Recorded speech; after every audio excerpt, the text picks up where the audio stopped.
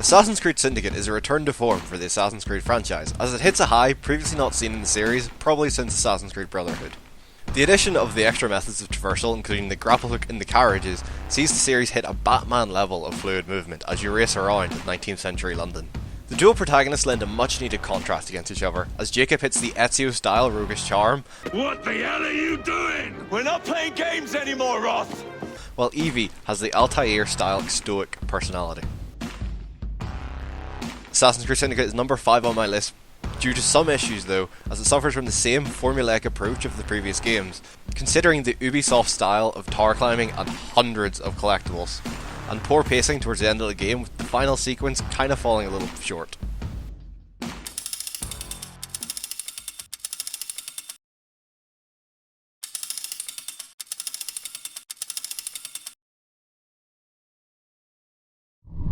The grave's dug up and empty. What's that mean? Botchlings on the prowl. Few game worlds have enthralled me as much as The Witcher 3 Wild Hunt, with well realised characters and stories in every single nook and cranny you explore. Every character you encounter feels like more than just a voice there to progress the story. They all have their own ambitions, wants, needs and problems for you to solve. And the Bloody Baron questline is probably one of the best stories ever told in a video game. My issues arise when I feel like the Bloody Baron quest occurs fairly early in the game, so the rest of the game kinda feels like a letdown by comparison. Combat flows with some of the best animation blending between attacks, signs, and your crossbow, and when you get it right, combat almost looks like ballet. And on the other side of things, while combat is amazing, all the interfaces and menu feel a tad clunky due to the huge amount of equipment and items you acquire throughout the game. Oh, so it's that. Wait here.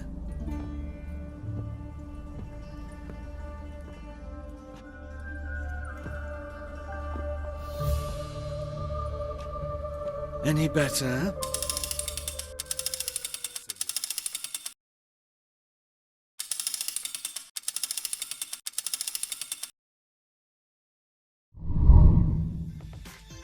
I feel like Rocket League is one of the few games that actually delivers on the easy to pick up, hard to master phrase that a lot of games put out there.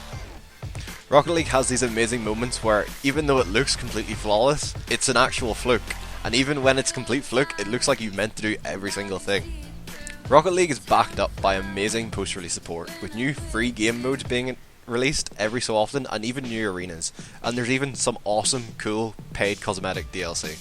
My issues with Rocket League come from the fact that the core gameplay is kind of all there is to the thing, so if you're not enjoying it, there's kind of nothing else.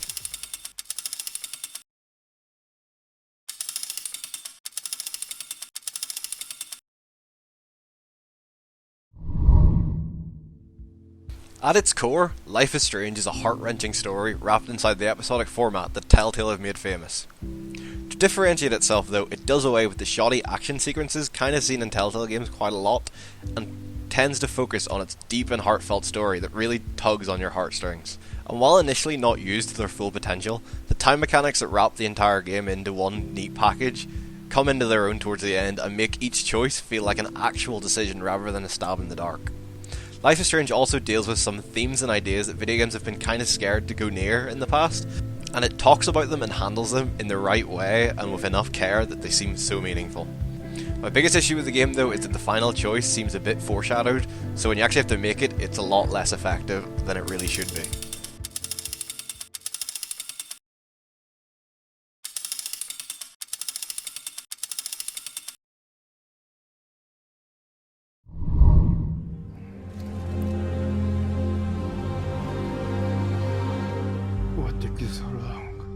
Metal Gear Solid 5 The Phantom Pain is a true tour de force of third-person action games, combining tight controls, great exploration, and hilarious off-the-cuff moments into 50 hours of so much fun.